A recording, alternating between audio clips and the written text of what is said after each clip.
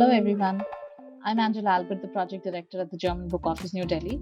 And today we'll be sharing market insights with you from the South Asian publishing industry. South Asian region includes vastly diverse publishing markets, and it has its own challenges and opportunities.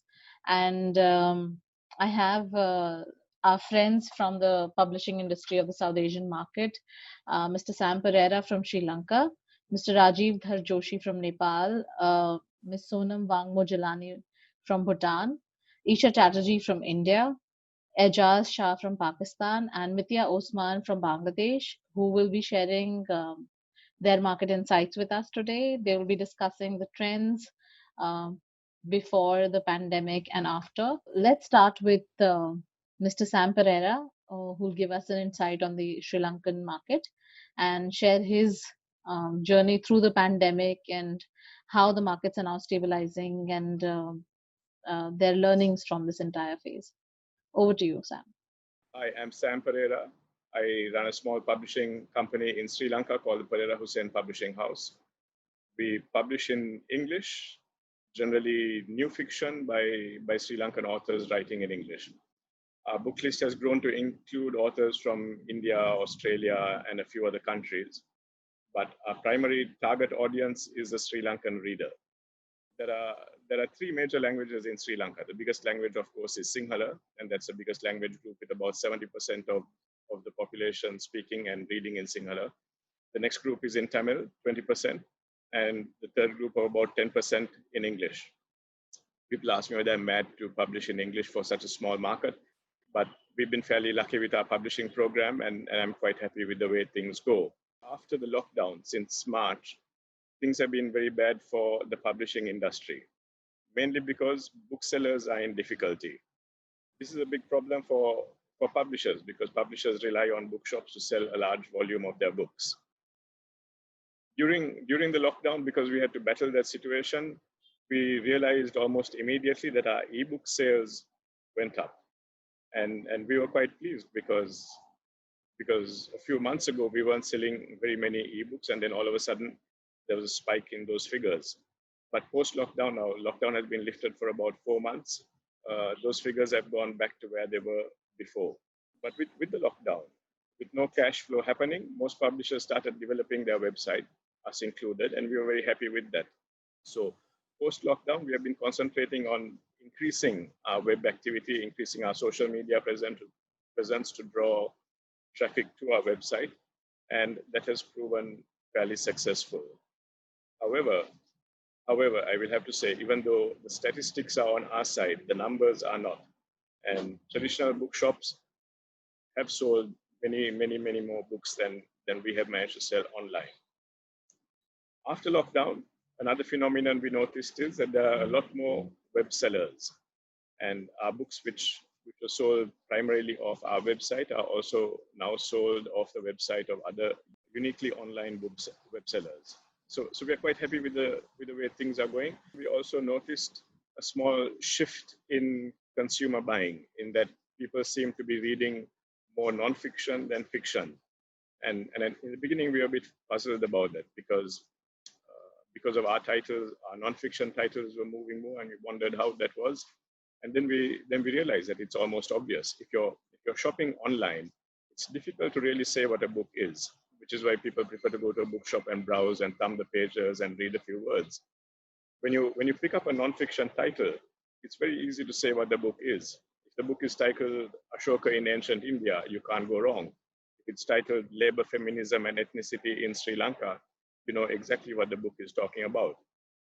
But if you browse the fiction section and you come across a novel that says Moon in the Water, then you have really no idea what that is. Of course, we do like everybody else and let people read a few pages for free, but it's still not equivalent to browsing yourself in a bookshop. It's the same thing with children's books, and I think someone else mentioned this earlier. Children really have no buying power. It is adults who buy books for them. So I think there are two things that happen. Adults don't really browse children's books for their children. And like I said before, there's no real way of browsing a children's book A, because the number of pages is so small, most publishers don't put the entire book out there, and parents can't decide what it is that they should get. As far as distribution goes, distribution channels work through bookshops that have branches in these cities. And in the beginning, even though there was no movement, that has been sorted. Recently, the Publishers Association of Sri Lanka concluded the Colombo International Book Fair, which is a huge event. It's the biggest exhibition in Sri Lanka. It attracts about 1 million people over a period of 10 days. You have book buyers coming from all over the country. Browsing is phenomenal, purchasing is phenomenal. And as you can imagine, both publishers and booksellers are very happy at the end of that 10-day period because their sales volume has been equivalent to that of about 2 or 3 normal months. This year, because of the COVID situation, there were a lot of publishers who didn't participate, like ourselves. Instead, we gave some of our books, again, a selected number, to booksellers who are going to the book fair. So that works in two ways. One is we get a little bit of exposure, but not as much as if we had gone ourselves. Major booksellers didn't have that much of a problem. They managed to break even. However, smaller book publishers and smaller booksellers found that the footfall was inadequate. During the lockdown, there was so much culture available for free that people's reading patterns changed. They weren't looking at a book as entertainment anymore. Entertainment was freely available. You got movies for free, cultural events for free, opera, music festivals, even circus festivals. And of course, you as a consumer, you only have so many hours in a day where to either rest, relax, or whatever. And the visual is always that much more appealing. Audiobooks in Sri Lanka haven't really caught on. There's a Sri Lankan accent, which is fairly unique and which appeals to the Sri Lankan ear. So when you have people from different areas or different cultures reading them out, then it becomes difficult to understand. So that really hasn't caught on. The other thing that we are trying to develop is ebooks. And we have joined up with an aggregator in Singapore who converts all our books into ebooks and then hosts them on every possible platform for every possible reader, which is a lot more work than we are willing to put in ourselves. Also because so far, our marketing muscle is not that big, so we can't make you aware of the ebooks that we have. So although we just convert our books into ebooks and put them out there, and we find that there's a small trend toward people going back towards the paper book. People like the look and feel of paper, turning pages, smelling the fresh pages or the fresh ink. I think it's a whole tactile experience and the curated experience.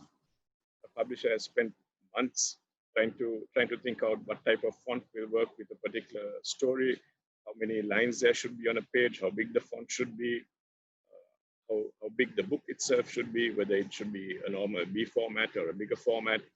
And I always think that if you look at the cover and then even touch the book, we are halfway there to making a sale. So all these things we will continue to develop, but we are also watching to see how the market will move. Yeah. On that note, thank you so much, and you have a very good rest of the day. Good afternoon, everyone. It's great to see you all here. Thank you, Frankfurt Book Fair, to give me this opportunity.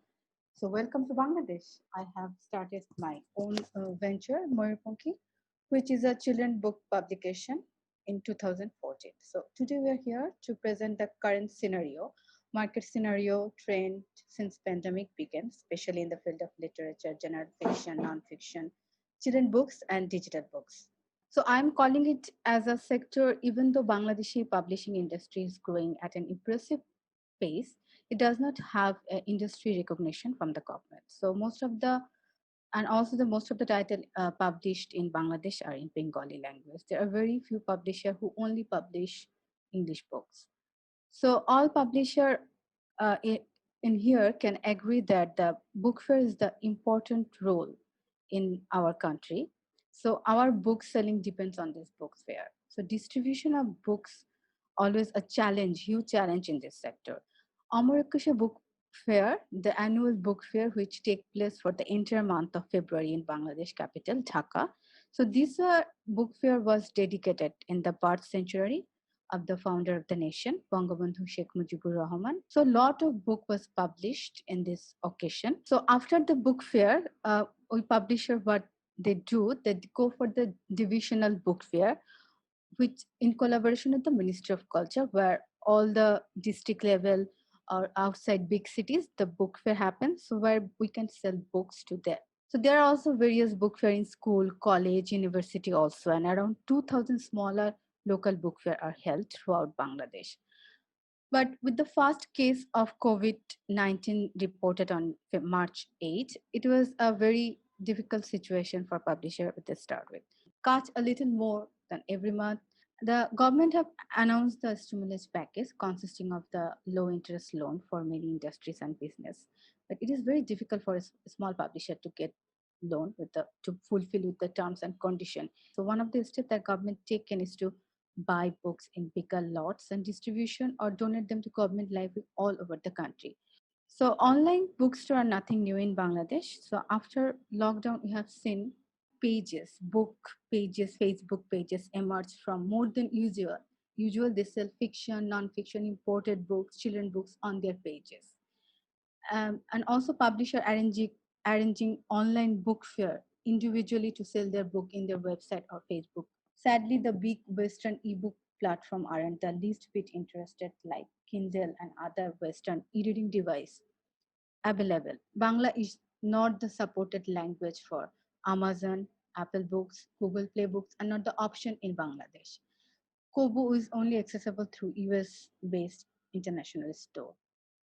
So publisher also request, they have send out email, association also send out email to the Amazon for including Bengali to their uh, devices or their platforms. So publishers believe that pandemic situation give them the opportunity, the ebook medium to thrive finally in this country to fight back online piracy. And during lockdown, some publisher launched some ebooks, but sale is not satisfactory to encourage publisher to go forward with this. And in our country, where the Bengali is a language,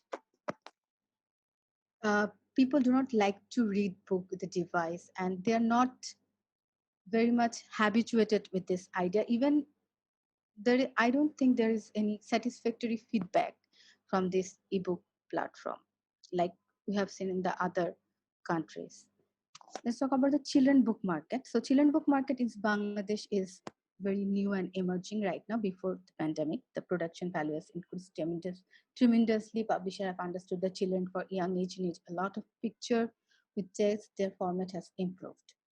So it was happening before and after the pandemic in the digital era where children are being constantly bombarded with electronic gadgets, social media, the internet in terms developing lack of reading habit, but overall reading for pleasure continue to decline in popularity as an activity for children, and with increase of smartphone device, this trend may continue even after or before after the pandemic.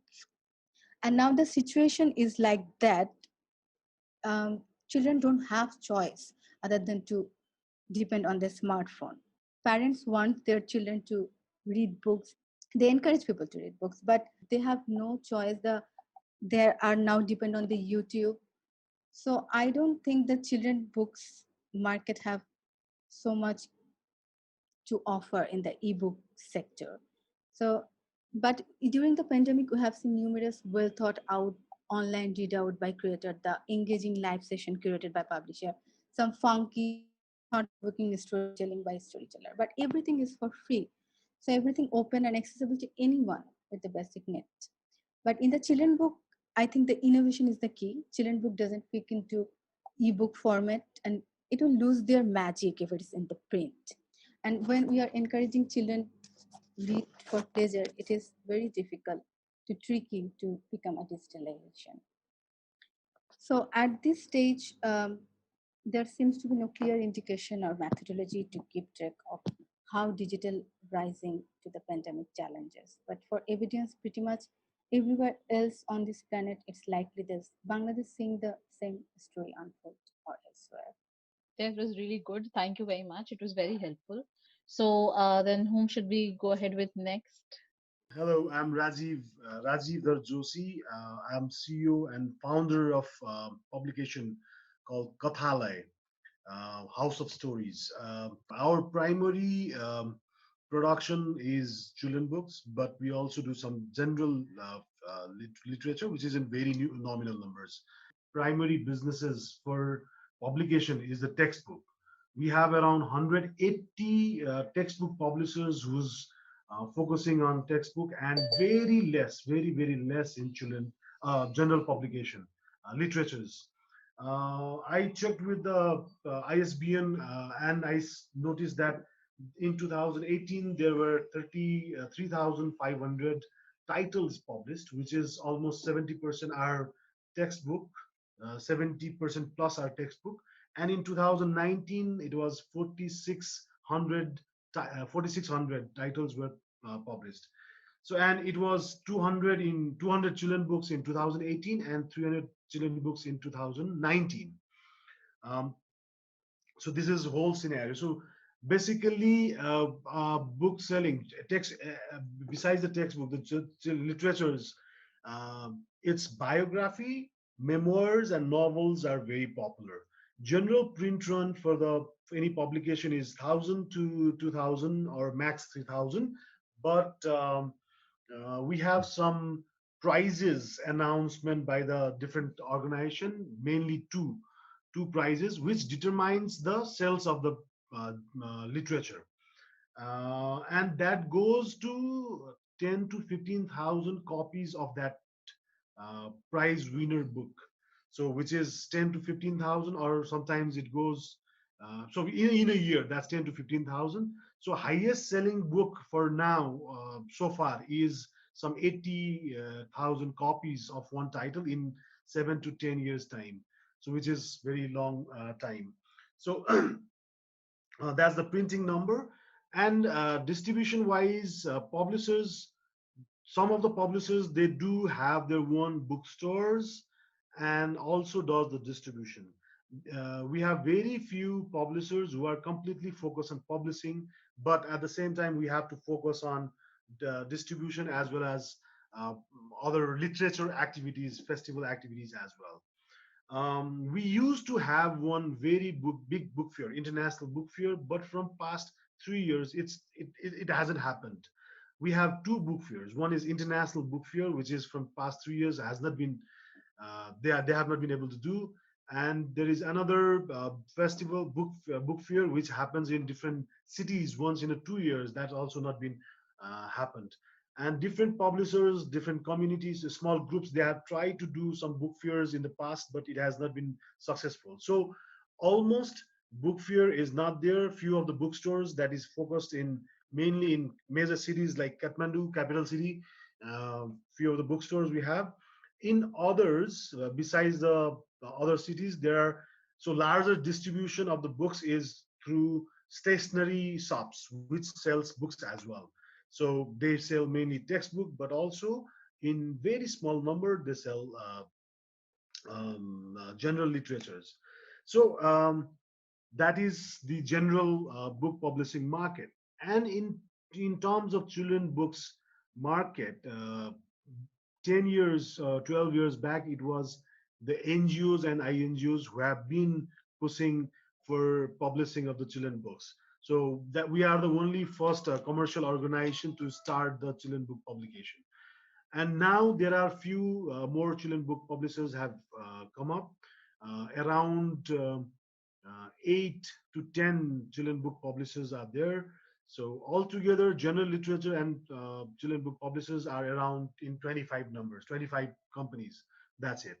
So everyone doing 1,000 to 2,000 copies, only award-winning books that goes for 10,000 plus, and the distribution is through the very few bookstores in major cities like Kathmandu and Pokhara, but the stationaries in larger part.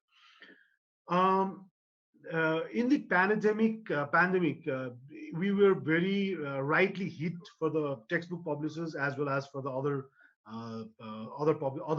publishers as well, because before the academic session, we went through the lockdown, and whole industry, everything got stopped, and we went for like 120 days for the lockdown.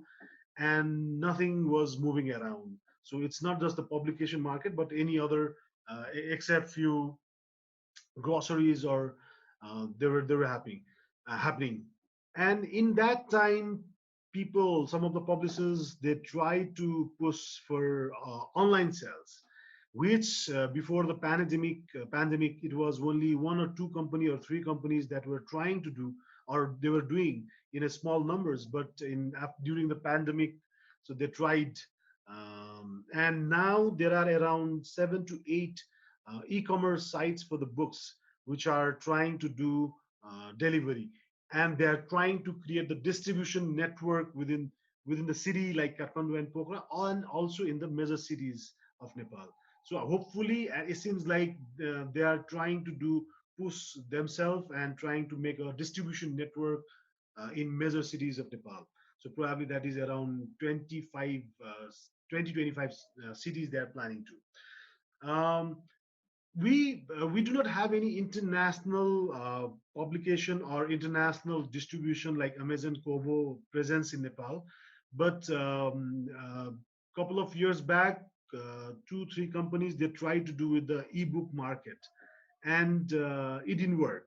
So from 2013-14, couple of four companies, they tried to do ebook, PDF book, and some other forms, but it didn't work. So now in this pandemic, one company again started doing ebook for the mobile and mobile, Android and iOS. But still, they're trying. They're in a very beginning stage, and they're trying to expand with the number of publishers, number of titles, as well as same company wants to do incorporate the audiobooks and the distribution network for the physical books. And still, it's in the very beginning numbers. So they have. I just had meeting with them. They said it's 200 titles now on the ebook and around 150 books on their pipeline. And it's a very small, slow process that they are going through it. So ebook is also not happening here. So overall reading scenario is very declining, as Mitia informed. So it's the digital thing. Most of the mobile technology is the secondary reason for the decline of the reading. But primarily, we never had a very any program on reading or encouragement in the school for the reading or for the literature. So reading is right now not happening at all. For the children book market, as again, it's the INGOs driven market for the children book. So few of the NGO INGOs, they are buying and they are sending to the books, sending to the schools, and that is the only market for the children book. So largely, individual buying is not happening at all, and if it's there, it's very nominal, very nominal for the children books.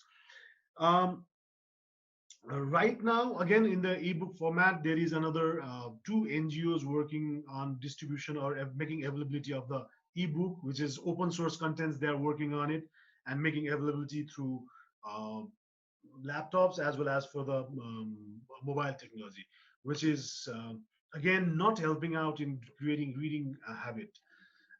Interestingly, from a couple of years time, so 4 years, from the 4 years is the 5th year now, government has been putting some money for the school libraries for around, like say, for 1,000 schools every year for the secondary schools. And also they have been putting some money for the community libraries, which is around 1,000 plus community libraries in Nepal, 35,000 schools, whereas 10,000 is the secondary level. And government is putting money for the secondary level schools for the school library and some money for the community library. But unfortunately, there is no process, no guidelines for them what to buy and how to use the books and so forth. So the book buying is exactly not happening in a proper way, and there is a misuse of the fund in different subjects. So, but every publisher who is doing literature and children literature is trying to push for the library fund, which is, I think, not happening at all. So, and interestingly, from last year, we have been imposed with the taxes in production and imports. So earlier there were no taxes for the international books, say for any international contents for Penguin, Macmillan, or any textbook from any part of the world. But now there is 10% taxed on the sales price. The local content is getting difficult in production because there is 13% VAT on printing. Earlier there were no VAT on printing books. Now there is 13% VAT. So few of the bookstores, they have already closed it down before the pandemic. But also there are some bookstores in the pandemic, they have not been able to sell anything. They are thinking of alternate businesses. And the general literature publishers, they are just doing in a sake of promoting reading, but not for the business purpose. So it's also that way it's not happening. So we are seeing more downfall of the reading culture in Nepal. So there are media that mention that the reading culture is increasing, and whereas I see that some titles, say like on 4500, there are 5 or 7 titles that get sold out for 20,000 copies a year for the first year. So that's in terms of 30 million population, the 20,000 or 10,000 copies sold out is very negligible. I don't see any reading culture happening that way. Yeah, as as Rajeev. Thank you, Rajeev, for this very well-rounded presentation. As Rajeev said, is there any cross questions that you would like to know about his market? I just want to know one thing. Is Darjeeling, Sikkim, are these markets for Nepal? Yes, it's one of the potential market. Even Assam. So Darjeeling, Sikkim, and Assam, Guwahati are the potential market for literature because there are a good number of generations of Nepalese living out there. Nepali speaking people are living there. So, but again, the difficulty with the export from the Nepal is like, especially for India, is distribution network, the one thing, and the other is sending books from Nepal to India is not easy. I have a question. Yes. How many languages your book published actually in Nepal? We publish in mainly 2 languages. One is Nepali and English. Nepali is for the largely for the community schools, and English for the city areas. But we have 126 dialects and 102 languages.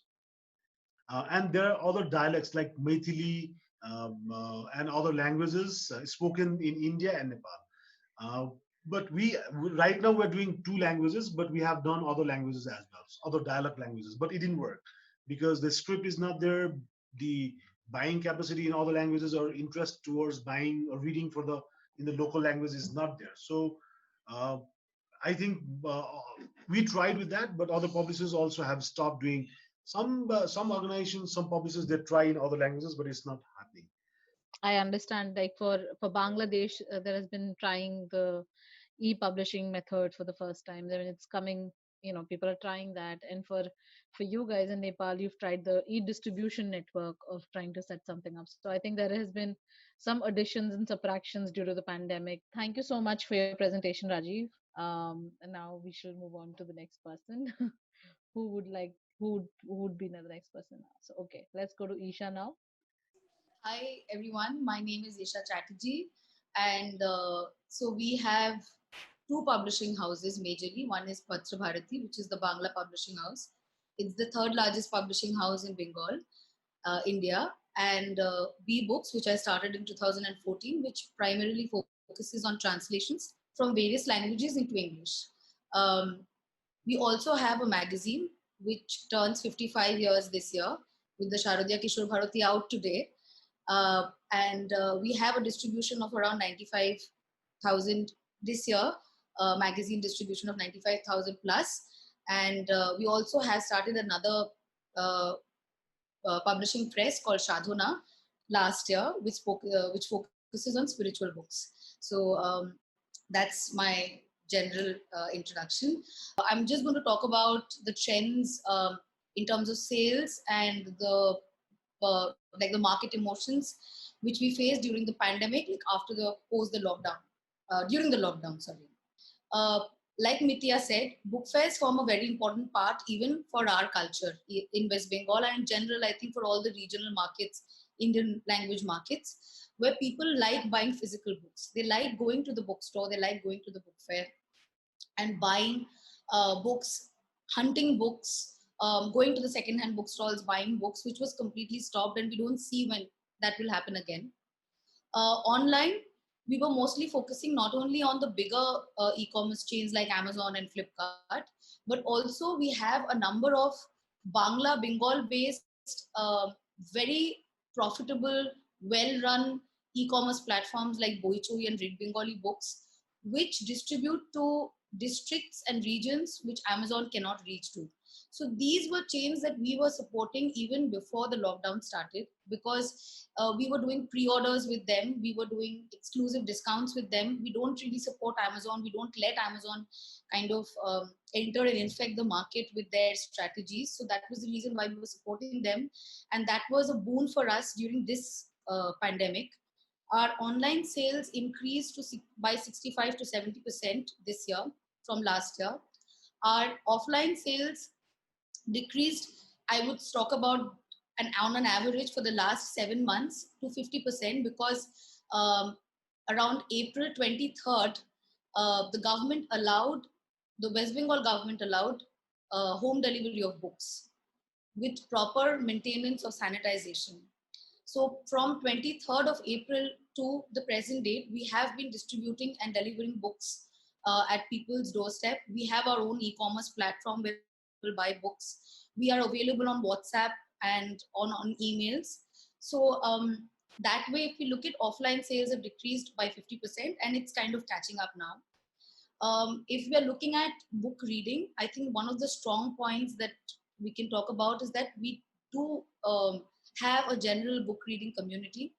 We have seen increase in per person sales during the lockdown. As in, if an individual was buying 1 or 2 books in a month, they have been buying 4 or 5 books during the lockdown, and which basically means that they had more time to read. People were reading. We have had associations with audiobook companies like Storytel. We have regional audiobook companies like Pocket FM. We were also partnering with production houses, where production houses were kind of giving us recognition for titles that they have bought from us, even titles that were getting adapted into an audiovisual, maybe a web series or a movie, were showing rise in sales. Apart from that, if we're looking at the online market, we can divide children and fiction and non-fiction into 2 parts. We don't do academic books at all, so I cannot speak for academic books. Online, children books have shown a very steep decrease. I think primarily because one, children don't go online to buy books. It's mostly their parents and their elders who are buying books for them, which has definitely decreased. And also the fact that children are more pro watching cartoons on YouTube and watching audio visuals and animations on their TV or on their tablet, whatever. So the children book section has shown a steep decrease, whereas the adult fiction and non-fiction has shown a definite increase.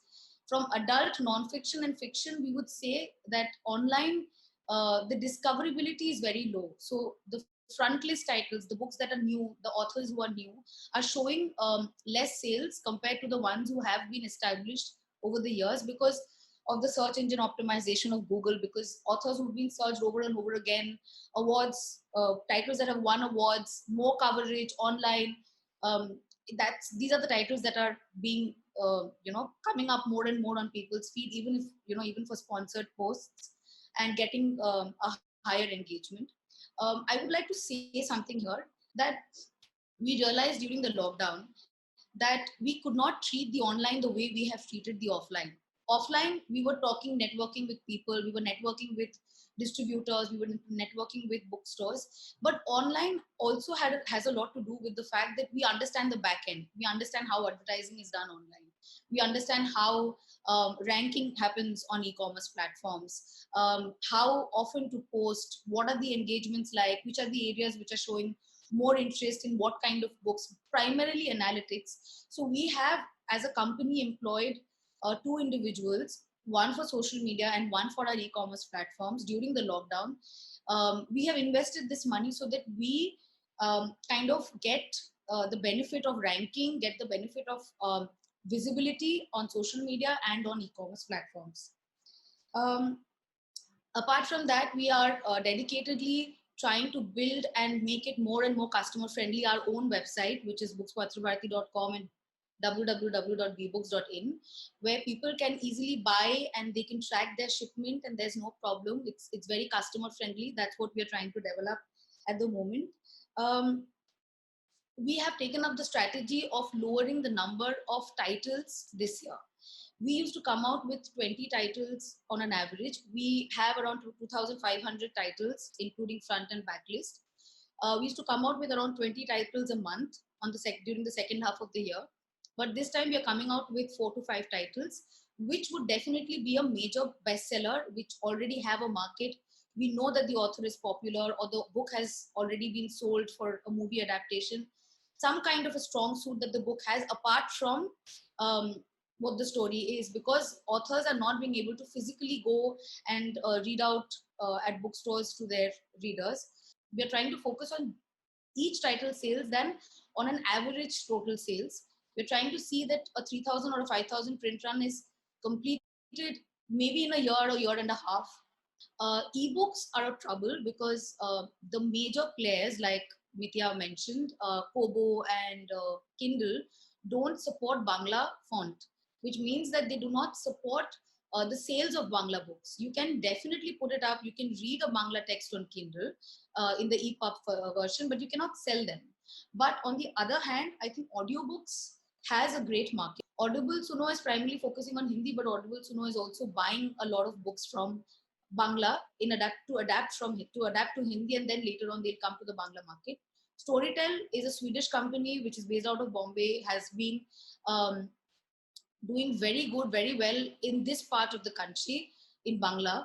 Apart from that, when it comes to podcasts, Spotify, Apple Books, Apple iTunes, Anchor, Breaker, all of these platforms support Bangla. So we've been doing very well. We started our own podcast series. We've done a season 1 with 6 stories in Bangla. And in general, I think Bangla audience in this part of the country, I can say that is very used to listening to stories in the audio format because of the radio culture that we have.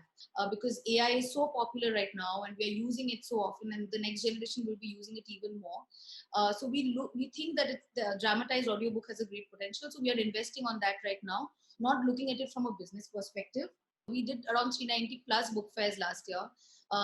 And because those book fairs have stopped,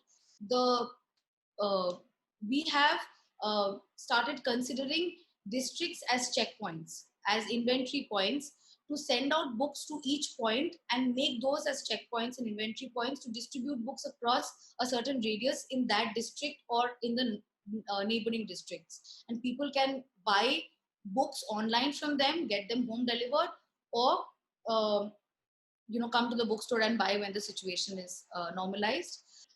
Library purchases have completely been stopped due to the pandemic, and the government support is close to nil, both central and state. So yeah, so that was my presentation. These are really fascinating ideas. Thank you so much for this all-round presentation. It's a well-rounded presentation. Ejaz Shah is here from Pakistan, who's joining us. First, I would like to brief something, give some information about the publishing market in Pakistan, which is predominantly the school publishing. Because journal publishing, when we compare to the overall scale of the publishing in Pakistan, it is less as compared to the educational market. We have a new policy from the government, the new government, and now they are saying that they have called it one curricula, one nation. So now the publishers actually, they are in a dilemma. When we say that there is going to be a one curricula, one nation, then what will happen to the Cambridge system? Because we have 2 or 3 systems in place in Pakistan.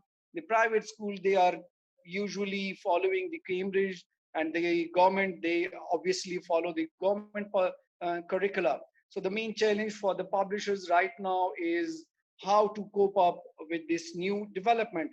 Second, when it comes to pandemic, I will say that pandemic has bring in some new opportunities for the publishers over here in Pakistan due to some intervention from the development partners like USAID and the German government especially. They come up with two initiatives. One was the revival of the public libraries or the school libraries with the support of the German government. And now we have another Pakistan Reading Project, which is actually financed by the USAID, the US government. So these two initiatives, actually, they are aimed at improving the reading culture or developing the reading culture in Pakistan, starting from the schools and then move on to the general community. The school children's, they have the public sectors, they are dominantly from the books are coming from the provincial authorities, and now the private sector, they are coming up with their own publications. So it's a mix when we talk about the Pakistan education publishing. The new trend in Pakistan, which I am also leading, is to come up with content, the digital content creation, to make books interactive, dynamic books with the help of different international publishers as well. I will mention Clouby and Kutubi. These are the two publishers, the two actually the platforms that we have in Pakistan, which I actually introduced in Pakistan. And now at the higher level, at the university level, we are talking with the universities to come up with the digitization of the material they have. Audible books, I mean, yeah, that's a very good, they have a very good prospect in Pakistan. We are in the process of introducing, we are collaborating with colleges and the university levels, at the university levels, to make or to convert the books in Audible. Besides the major challenge that the government has to come up with a very clear policy regarding the school education publications. Karachi International Book Fair is one of the forum, the platform that actually gives the opportunity to all the local publishers to come up with their publication, display their publication, interact with their stakeholders. But due to pandemic, I'm not sure whether it's going to be, it can take place this year. Thank you, Ejaz, for that well-rounded presentation. Let's go ahead first with Sonam's presentation. Hello, everyone. My name is Sonam, and I am the director and CEO of a multimedia company called YeewongBhutan, where we actually are now in the digital space, where we're creating videos. So it's another visual form of storytelling. We also publish a magazine called Yewong magazine. There's a lifestyle magazine covering arts, culture, books, and human interest stories. I am also the director of Bhutan Echoes, Drukyul's Literature Festival, which is under the patronage of Her Majesty Ajidoji Om, the Queen Mother. The publishing industry is very nascent. It's very young. But having said that, there's a strong, at least up until COVID, there was a strong desire for Bhutanese writers to publish, to write, and a lot of books were being distributed. The kind of books that were being distributed was fiction from all over the world. So you would see, books from Penguin come in, from HarperCollins come in, and also, local books, self-publishing books was happening. A lot of the publishers in Bhutan, of quite a few, are also booksellers, and they also have taken the role of distributors as well. So that's this one person or one company or one business is playing different roles. We also had a book fair which was very popular. Publishing companies and publishing houses were able to distribute and sell their books. But unfortunately, because of the COVID, that hasn't happened and that has been disrupted. The other challenge that we're having is that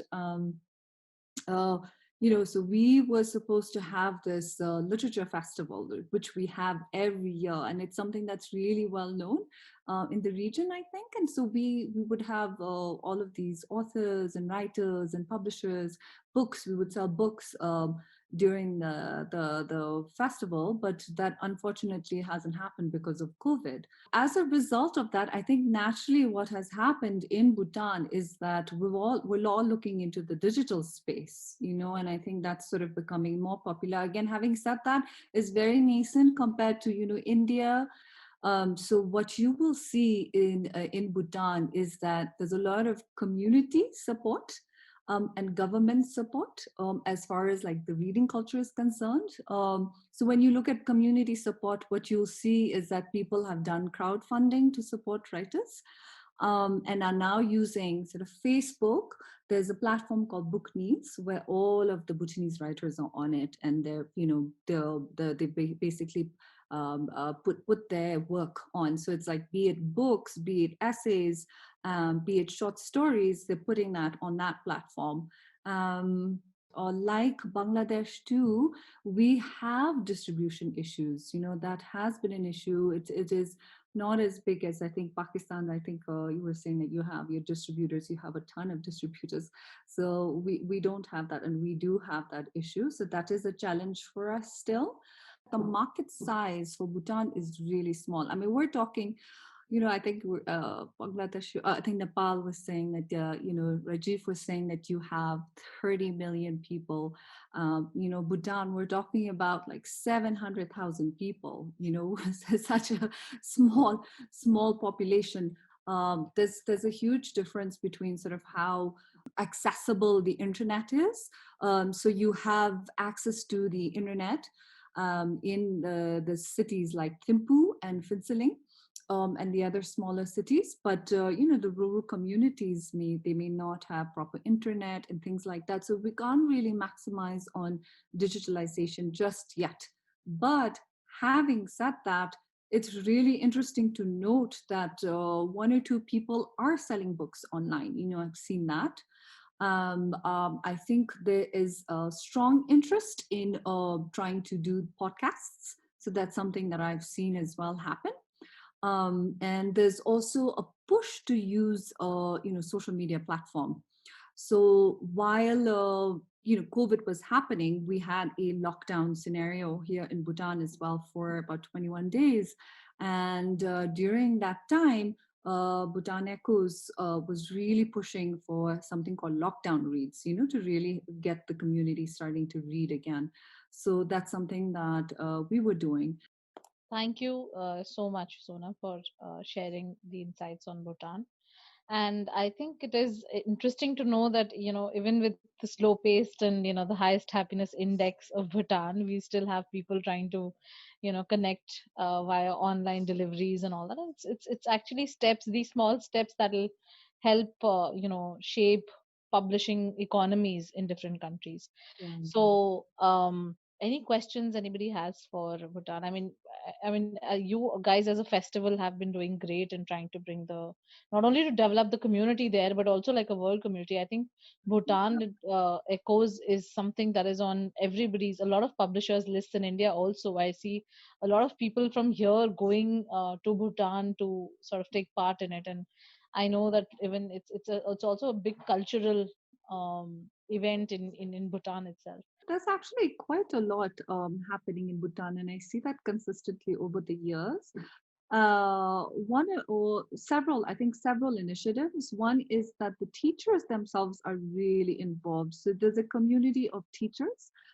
I think they've created something called the reading room, where basically they encourage children to read books, and they go from district to district. I think it was started by a teacher in Punakha, which is a district in Bhutan.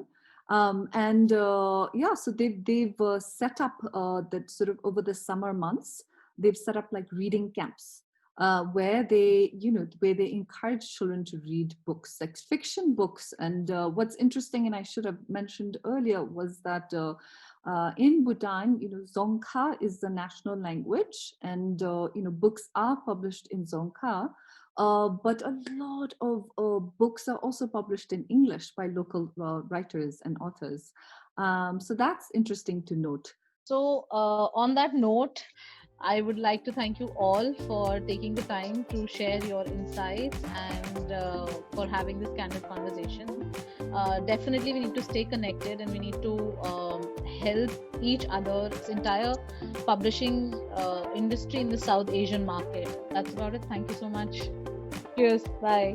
Bye-bye.